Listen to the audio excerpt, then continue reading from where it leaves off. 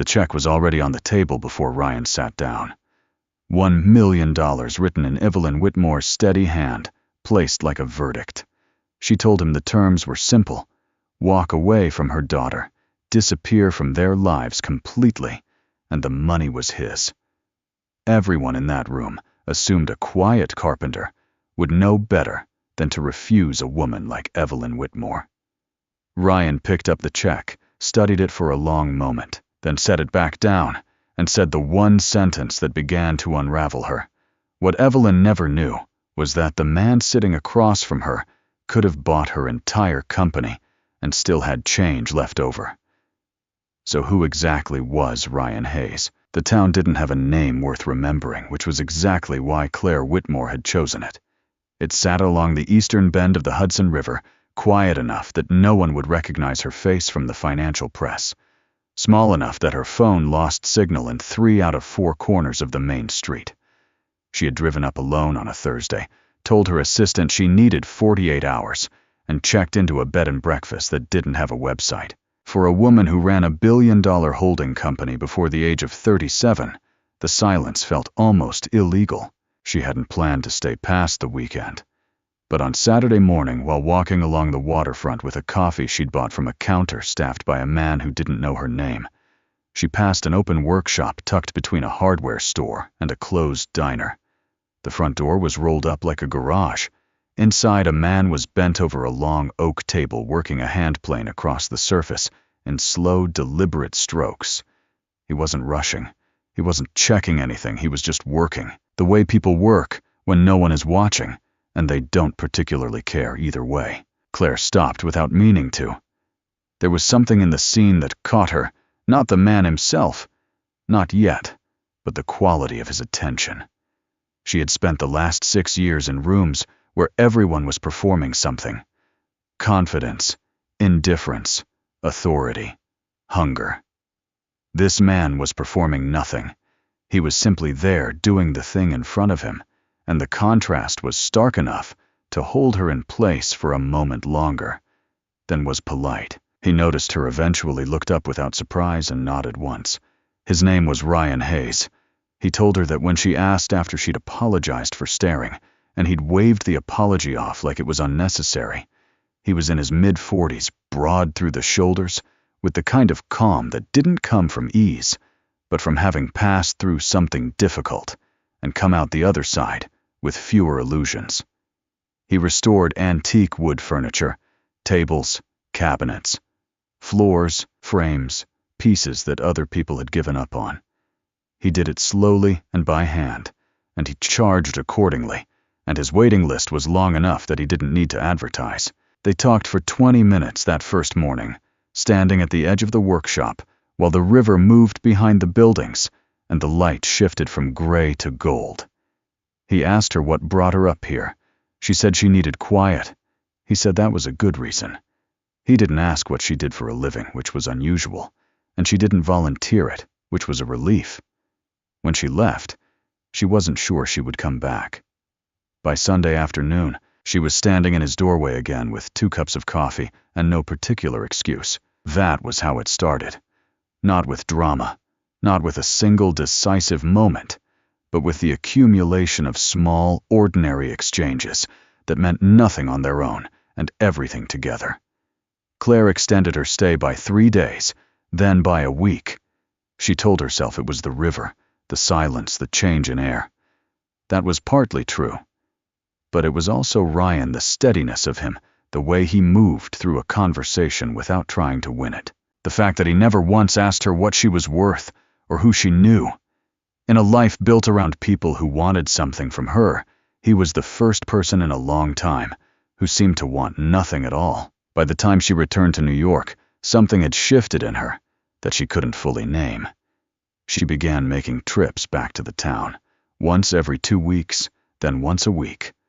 Ryan didn't ask her to. He didn't push toward anything. He was simply there when she arrived, and that consistency, quiet, undemanding, real, was more than most of the relationships in her life had ever offered.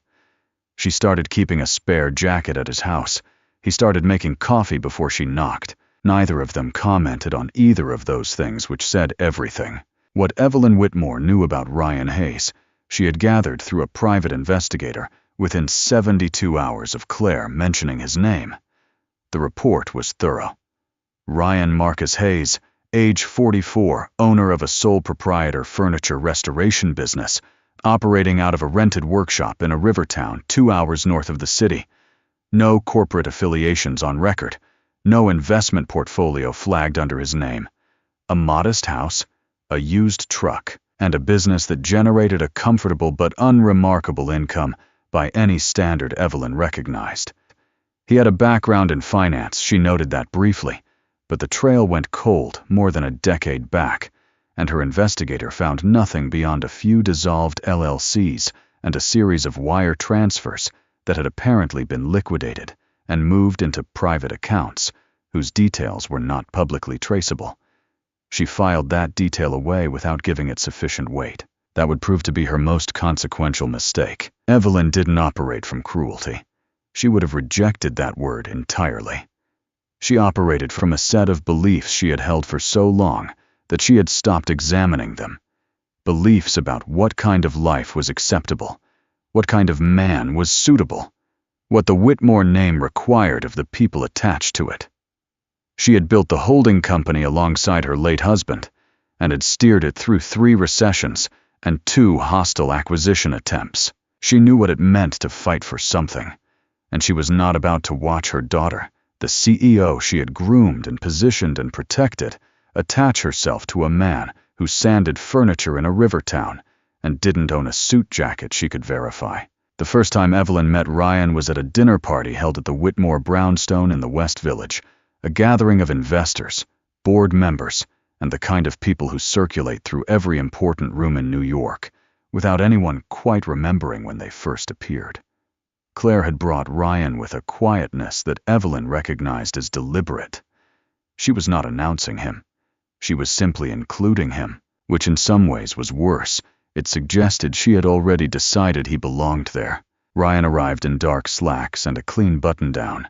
He shook hands when introduced, said little when not directly spoken to, and observed the room with an attention that Evelyn might have called calculating if she'd been paying closer attention to his eyes.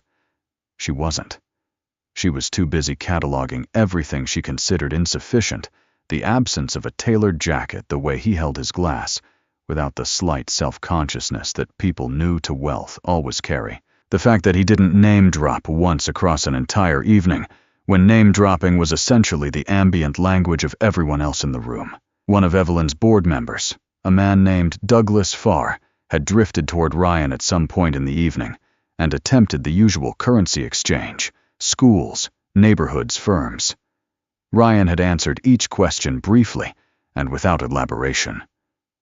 Douglas had returned to Evelyn's side and said with the particular amusement of a man who considered himself perceptive that her daughter's companion was either very private or had very little to say. Evelyn had smiled and said nothing.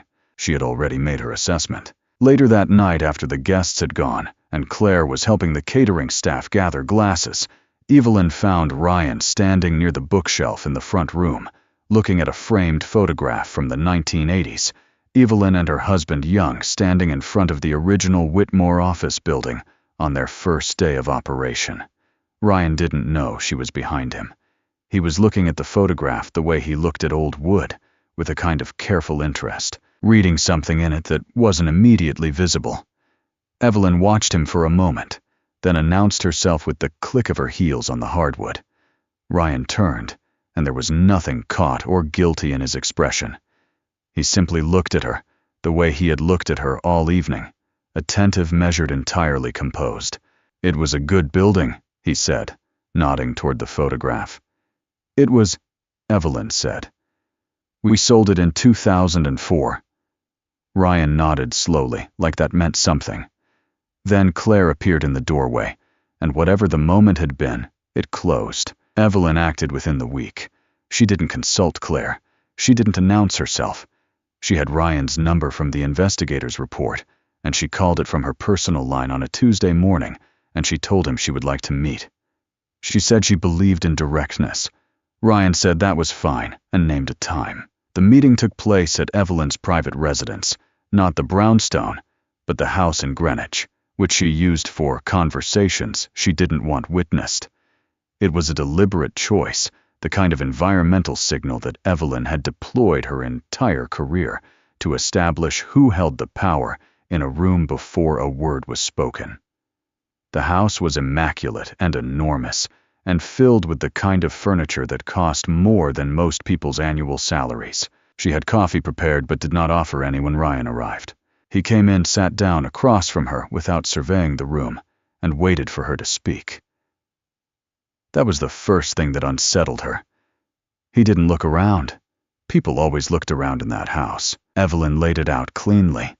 She told him that Clare was at a critical point in both her career and the company's trajectory, that the pressures on her were significant, and that a relationship with someone outside their world introduced complications that Evelyn was not willing to accept on her daughter's behalf. She told him she respected his time and his privacy. Then she placed the check on the table between them. $1 million. She had written it herself that morning by hand, in her office. She told him the terms. He left Clare completely and permanently, with no contact, and no explanation owed to anyone. In return, the money was his clean, untaxed, through any mechanism she could arrange, and delivered within 48 hours of his compliance. She said all of this in the tone she used in boardrooms, measured and final, leaving no visible seam for negotiation. Ryan looked at the check for a long time. Not the way people look at large sums of money, with the slight widening of focus, the involuntary recalibration of the body, but the way he had looked at that photograph in her front room. Carefully, reading something in it. Then he picked up the check, folded it once, and slid it into the inside pocket of his jacket. He stood, straightened his collar, and walked to the door without a word. He didn't cash it. He didn't agree to anything. He simply took it with him and left, and the door clicked shut behind him with a quietness that landed in the room like a weight. Evelyn sat with that silence for a long moment. Her first interpretation was that he was calculating that a man in his position would take time to think, would return, with a counteroffer, would eventually find a number that worked, and that by taking the check, he had at least signaled he was open to the conversation. She had seen that before.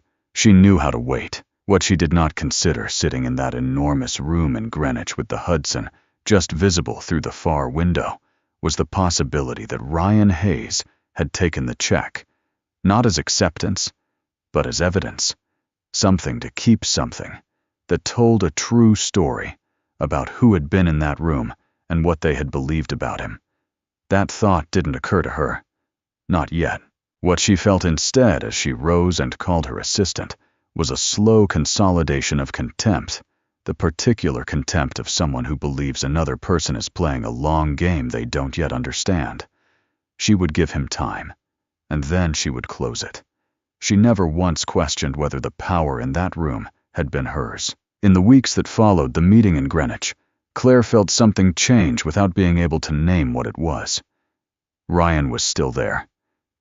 He answered her calls. He was present when she visited the town, but there was a new quality to his distance, something careful and self-contained that hadn't been there before. He didn't pull away dramatically. He didn't invent reasons to cut conversations short. It was subtler than that, the way a door can be open and still feel closed, and Clare was perceptive enough to feel it without being able to name the cause. She told herself it was the natural rhythm of two people living very different lives in very different places. She told herself that she was reading into things because the pressure at home had made her hypersensitive to loss. Both of those explanations were partially true, and neither of them was the real reason. What Clare didn't know was that Ryan had begun quietly and deliberately to create space between them, not because he wanted to leave, but because he had watched what that dinner party had cost her, had understood what Evelyn's private meeting signaled about what was coming, and had decided in his characteristic way that the most honest thing he could do was stop pulling Clare toward a conflict she hadn't chosen. He didn't tell her about the check. He didn't tell her about the meeting in Greenwich. He made that choice the same way he made most of his choices, without announcement, without drama, carrying the weight of it alone, and saying nothing. He kept the check in the inside pocket of the same jacket he'd worn to Greenwich, folded once untouched, not as a prize, and not as a wound, but as a fact. A record of what had happened in that room, and what it had revealed about the people in it. Evelyn moved with the confidence of someone who believed the first offer had simply been insufficient. Within the month following her meeting with Ryan, she had arranged 3 separate introductions for Clare, a corporate attorney from a family she had known for 20 years, a real estate developer whose firm had partnered with Whitmore Holdings on 2 projects, and a private equity partner whom Evelyn described with characteristic economy as serious and suitable. She framed each introduction as coincidence, as a natural overlap of professional circles, because she knew Clare well enough to know that a direct campaign would produce direct resistance. Clare attended the first dinner, understood immediately what it was, and said very little on the drive home. She attended the second event out of exhaustion rather than compliance, and she did not attend the third. What she did instead was call Ryan from the parking garage of the building where the third event was being held, standing between 2 cars in the dim light, telling him she was tired in a way she couldn't fully explain. Ryan listened without offering solutions. He asked her what she needed. She said she didn't know. He said that was okay. They stayed on the phone for 40 minutes without resolving anything, and somehow that was more comfort than anything else had offered her in weeks. But comfort wasn't the same as clarity, and in the absence of clarity, the distance between them continued to grow slowly, without hostility, like 2 points on a map drifting apart. Not because either one is moving quickly, but because neither one is holding still. Clare felt it and didn't push. Ryan felt it and didn't close it. And the space between them filled up with everything neither of them was saying. The crisis at Whitmore Holdings did not announce itself. It arrived the way most financial crises arrive for companies that believe their size protects them through a sequence of decisions that each seemed defensible in isolation and became catastrophic in combination. A major acquisition in the logistics sector, approved by the board 11 months earlier, had been built on projections that assumed stable freight costs and a regulatory environment that shifted 6 weeks after the deal closed. The losses began quietly, then accelerated. By the time the quarterly numbers were fully reconciled, Whitmore Holdings was carrying a debt position that made its major lenders nervous and its equity partners cautious. Clare had flagged concerns about the acquisition at the board level twice in the months before it closed. The minutes reflected her objections. That fact would matter later, but it didn't matter now because the company was in crisis, regardless of who had been right. And the immediate problem was capital, specifically the absence of a partner willing to commit the kind of investment necessary to stabilize the company's position before the next lending review. Evelyn had spent 30 years building relationships in New York's financial community, and she activated all of them in the weeks that followed. Most conversations ended the same way, with sympathy, with genuine regard for the Whitmore name, and with a polite decline. The company's exposure was too significant, the restructuring too uncertain, the timeline too compressed. One by one, the doors that Evelyn had believed were permanently open to her turned out to be open only in favorable weather. She made 12 calls in 8 days. 11 of them went nowhere. The 12th she had been avoiding. There was one name left on her list. Her investigator had surfaced the connection weeks earlier in a follow-up report she had commissioned out of habit rather than urgency. Hayes Global Capital, a private investment group mid-sized by the standards of the top-tier firms, but exceptionally liquid, with a reputation for moving quickly on distressed opportunities when the underlying asset quality was sound. The group had no public profile. Its chairman gave no interviews, made no appearances at the conferences where Evelyn's World conducted its social business. The name on the filing documents was listed simply as I.R. Hayes. Evelyn had read that name and set the report down, and not returned to it for 3 days. When she finally did, She read it again more carefully, and then she sat in her office for a long time without calling anyone. She thought about the man who had sat across from her in Greenwich without looking around the room. She thought about the check she had placed on that table, and the particular way he had picked it up, not with relief, not with calculation, but with the steady hands of someone making a record of something. She had read that gesture wrong at the time. She was beginning to wonder what else she had read wrong. The meeting request went through Hayes Global Capital's legal office, formal, and precisely worded the way Evelyn did everything when she needed to perform composure. The response came within 24 hours, a confirmation, a conference room address in Midtown, a time. No personal message, no name attached to the reply beyond the firm's letterhead. Evelyn prepared for that meeting, the way she had prepared for every significant meeting of her career, with research, with positioning, with a clear sense of what she intended to say and what she intended to yield and where her floor was. She brought her CFO and her general counsel. She wore the charcoal suit she wore when she needed to project authority without appearing to try. She arrived 4 minutes early, which was her standard, early enough to claim the room, not so early as to appear anxious. The conference room was clean and spare, with a long table and floor-to-ceiling windows looking north across the city. There were 4 people already seated on the other side of the table. Evelyn took her chair, opened her folder, and looked up at the head of the table. Ryan Hayes was standing at the window, with his back to the room, looking out at the city. When he turned, it was with the same quality of motion she remembered from her own house, unhurried, unperforming. He was in a dark suit, now, well cut, and it changed nothing about the fundamental impression he gave, which was of a man entirely comfortable with exactly where he stood. He looked at Evelyn across the table and said good morning, in the same tone he had used that evening in her front room. Looking at the photograph on her wall, Evelyn's CFO said something. She didn't register what it was. The general counsel shifted in his chair.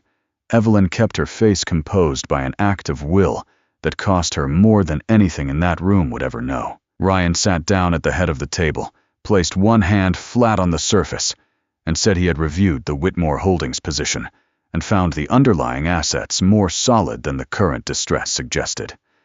He said his firm was prepared to discuss terms. His tone was professional and without edge, and that absence of edge was its own kind of statement. He was not going to use this moment to embarrass her.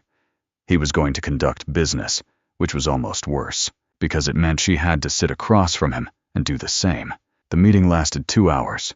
Evelyn answered questions from Ryan's team with the precision she was known for, and she watched from some removed part of herself as the man she had tried to pay $1 million to disappear from her daughter's life conducted the most consequential financial negotiation of her career with a competence that was impossible to dismiss. He knew the logistics sector. He knew her company's debt structure in more detail than she had expected. He asked questions that revealed without comment that he had been studying Whitmore Holdings for some time, not just in the week since her meeting request, but before. How long before she didn't ask. She didn't want the answer. When the session concluded and Ryan's team began gathering their documents, Evelyn stood and extended her hand across the table, the way she always did, firm, direct, final. Ryan shook it. His grip was the same as it had been the first time they met at her dinner party when she had categorized him as insufficient. She thought about that categorization now and said nothing. There was nothing to say. The room was full of people, and she had a company to save, and everything else would have to wait. What broke Clare open was not the discovery itself, but the order in which she learned things. She found out about Ryan's position at Hayes Global Capital the way most people find out about the true scale of what they've been living beside. Not through a direct conversation, but through a third party who assumed she already knew. A colleague of hers, a woman named Sandra, who ran investor relations for a firm 2 floors above Whitmore Holdings, in the same building, mentioned over lunch that she'd heard Hayes Global was in talks with Clare's company, and added with genuine curiosity that Clare must know the chairman personally, given. She let the sentence trail off with the particular delicacy of someone who realizes mid-sentence they may have said too much. Claire went back to her office and closed the door. She sat at her desk and looked at nothing for a long time. Then she opened her laptop and pulled the public filing records for Hayes Global Capital, and she read them carefully, and when she was done, she understood what she was looking at. She understood the scale of it. She understood that Ryan had known from their very first conversation at the edge of that workshop exactly who he was, and exactly what he had, and he had never once mentioned any of it, not to impress her, not to reassure her, not to counteract the condescension he had absorbed at her family's dinner table without a word of complaint. She thought about all the evenings she had spent worrying about what her mother thought. She thought about the careful distance Ryan had been creating between them, and understood it now in a new way. Not as self-protection, but as a kind of consideration for her misguided maybe, but rooted in something real. He had been trying to keep her out of the middle of something she hadn't asked to be in. He had said nothing about the Greenwich meeting. He had said nothing about the check. He had carried all of it alone and let her interpret his distance as insecurity, and she had believed that interpretation because it was easier than the alternative. The alternative was that she had been protected without her knowledge or consent by a man she had been underestimating in the wrong direction entirely. Not because he had less than she thought, because he had more patience, more restraint, more genuine indifference to the performance of wealth than anyone she had ever encountered in the world she'd grown up in. She closed the laptop. She didn't call Ryan, not yet. She needed to sit with what she now knew about her mother first, with the image of that check written out by hand in Evelyn's office, placed on a table in Greenwich, like a property transfer, like Ryan Hayes was a problem with a price tag. She needed to sit with the fact that her mother had done that, and said nothing to her. That Ryan had taken it, and said nothing to her either. That she had been the last person in her own life to know what was happening around her. That was the thing that stayed with her longest. Not the money, not the revelation of Ryan's identity, but the particular loneliness of being surrounded by people making decisions on her behalf, in her name, about her future, and trusting her with none of it. She had spent her whole career fighting for the authority to run her own company, and somehow, in the part of her life that mattered more than any boardroom, she had still ended up on the outside of every room where the real decisions were made. The second meeting between Evelyn and Ryan's team was scheduled for a Thursday. It was the session that would determine whether Hayes Global Capital would move forward with a formal term sheet. The difference between Whitmore Holdings surviving the next lending review and not surviving it. Evelyn had spent the intervening days doing what she always did under pressure working. She reviewed every document her team prepared, corrected 3 errors in the financial projections, and rewrote the executive summary herself because the version her CFO produced used language she considered imprecise. She did all of this with the discipline of someone who has learned to treat motion as a substitute for feeling. What she did not do was call Clare. She told herself it was because Clare had enough to manage that the CEO's attention needed to stay on operations rather than on the capital negotiations, that this was Evelyn's arena, and she was handling it. All of that was true in a narrow way, but the fuller truth, which Evelyn could not quite bring herself to examine directly, was that she didn't know what she would say. She had built her entire relationship with her daughter on the premise that she knew better what the company needed, better what Clare needed better, what kind of life was worth living, and what kind of man was worth loving. That premise was no longer available to her in the same form, and without it, she didn't know how to begin a conversation. So she worked instead, and she prepared, and she arrived at the Midtown conference room on Thursday morning 8 minutes early, and sat in the same chair she had occupied the first time, and waited. Ryan came in with 2 members of his team. He set a folder on the table, sat down, and looked across at Evelyn with an expression that gave nothing away, and withheld nothing either. It was simply direct, the way his face had always been direct, and Evelyn found it harder to hold his gaze now than she had the first time. the first time she had been certain of her position. That certainty was gone, and in its absence, looking at him was like looking at evidence. The session began with Ryan's associate presenting a revised summary of Hayes Global's proposed terms. The investment figure was significant, large enough to fully stabilize Whitmore Holdings' debt position and provide 18 months of operational runway, while the logistics acquisition was restructured.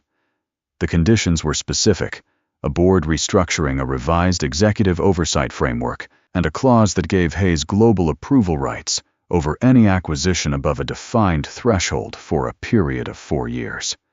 All of it was reasonable.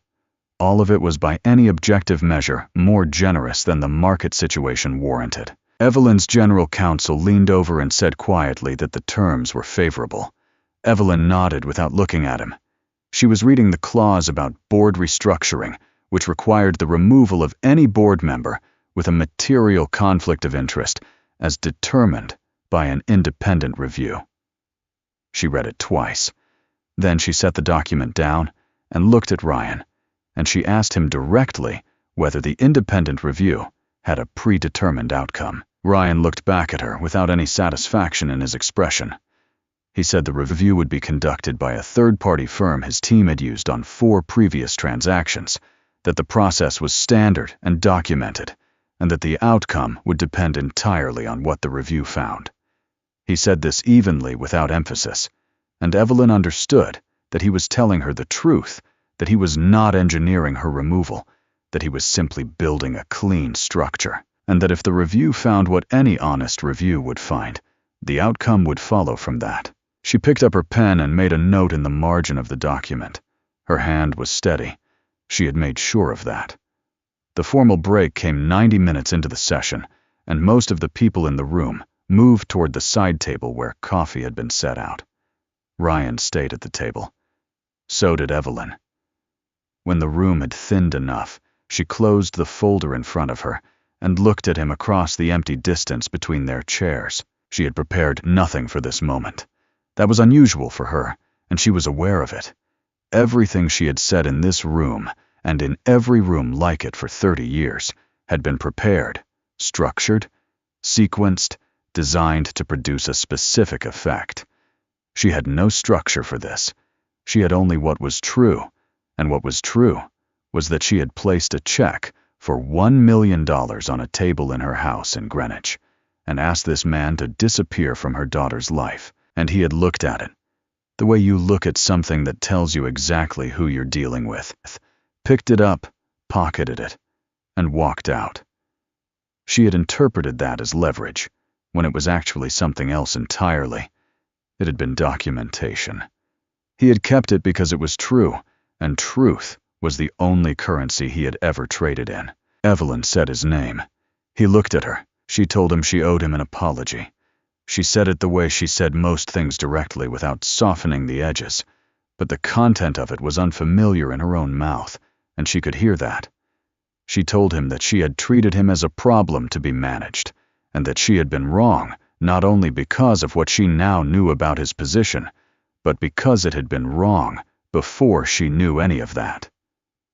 She said that the check had been an insult, and that she had intended it as one, and that she understood now what it had cost. Not Ryan, who had walked away from that table without apparent difficulty, but Clare, who had been living inside a version of events her own mother had carefully withheld from her. Ryan listened to all of it without interrupting. When she finished, he was quiet for a moment, in the way that meant he was deciding something rather than struggling with something. Then he said that he appreciated her saying it. He said it simply, without irony, and Evelyn understood that he meant it, that he was not going to use this moment to extract anything further, that the apology had been received, and that was where it ended. He reached into the inside pocket of his jacket and placed something on the table between them. It was the check, folded once exactly as he had folded it in her house in Greenwich on the afternoon he took it. Evelyn recognized it before she fully processed what she was seeing, because she had written it herself, by hand, in her own office. The ink was still as clean as the morning she had signed it. $1 million made out to Ryan, Marcus Hayes, never cashed. carried in a jacket pocket across all the months since that afternoon. Not as a threat, not as a bargaining chip, but as a record. Ryan said, I kept it as a reminder of what I didn't need. Then he picked up his coffee, stood and returned to his seat at the head of the table as the rest of the room filtered back in and the meeting resumed. Evelyn left the check on the table in front of her for the remainder of the session. She didn't touch it again. When the meeting ended and she gathered her documents, she folded it once more and put it in her bag, and she took it with her because it belonged to her now in a different way than it had when she wrote it. It was no longer an instrument. It was a mirror. And she was not yet done looking at what it showed her. Clare and Ryan's conversation happened not in New York, but in the river town on the small covered porch outside his workshop 2 days after the Thursday meeting. Clare had driven up without calling ahead, which was something she had never done before, and Ryan had come to the workshop door when he heard the car in the gravel and had not seemed surprised to see her, which was something she had come to understand about him, that he was rarely surprised by things that made sense. She told him that she knew about Greenwich. She told him she knew about the check. She said this without anger, or rather, she said it with the anger already spent, because she had done most of that alone in her apartment, in the days between learning the truth and driving up here, and what was left now was something quieter and harder to name. Ryan sat down on the porch step and looked at the gravel. He didn't try to explain the sequence of events in a way that repositioned his choices as something other than what they had been. He said he had been wrong not to tell her. He said he had thought he was protecting her from a conflict she hadn't chosen, and that he understood now that making that decision for her was its own kind of wrong, a better-intentioned wrong than her mother's maybe, but still a wrong. Clare sat down beside him. She asked him why he hadn't just told her the first time they met who he was, what he had. Ryan said he hadn't told anyone in that town that he had left the financial world more than a decade ago, specifically because he had wanted to be somewhere that none of that defined him, and that when he'd met her, telling her would have changed what the thing between them was before it had a chance to be anything. He said that by the time it mattered, he didn't know how to introduce it without it sounding like a correction to something she'd never actually believed. Clare listened to all of this and was quiet for a while. Then she said she understood it, even if she didn't entirely forgive the outcome of it. Ryan said that was fair. They stayed on that porch for a long time, without resolving everything, because not everything was resolvable in one afternoon, and both of them knew that. But something that had been closed began to open again, carefully, the way you open something old that you don't want to break. The terms of Hayes Global's investment in Whitmore Holdings were finalized 3 weeks later. The independent review was conducted and concluded within its stated timeline. The board restructuring followed. Evelyn Whitmore resigned from the board of directors on a Tuesday morning in a letter she wrote herself without being asked to revise it. The letter was 3 paragraphs. The first acknowledged the finding of the review. The second expressed confidence in Clare's leadership. The third contained no self-pity and no justification, which cost Evelyn more than the resignation itself. Clare assumed full operational and strategic authority over the company for the first time since she had taken the CEO title.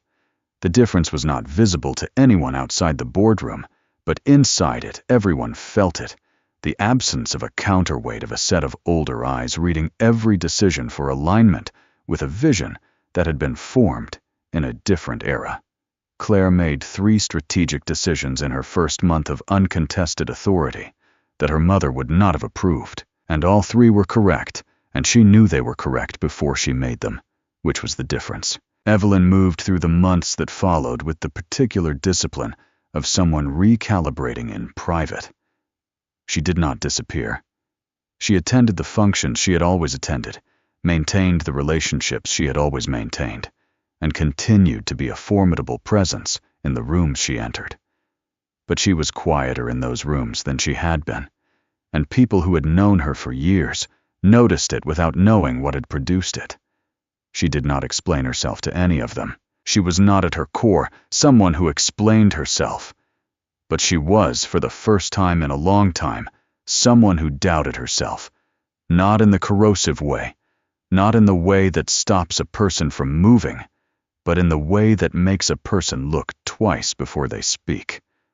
That was new. It was uncomfortable.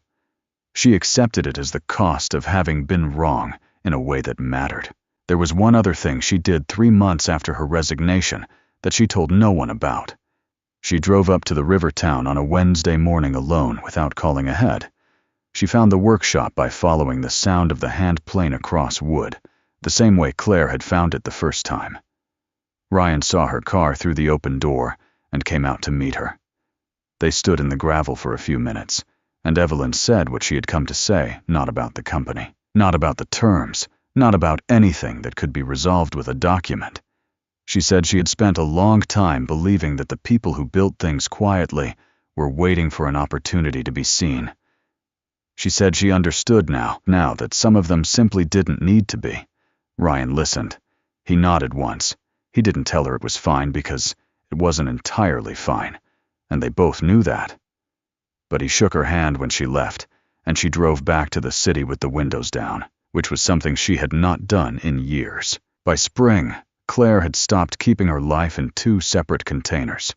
She no longer maintained the fiction that the river town was a retreat, a pressure valve, something she returned to and then left.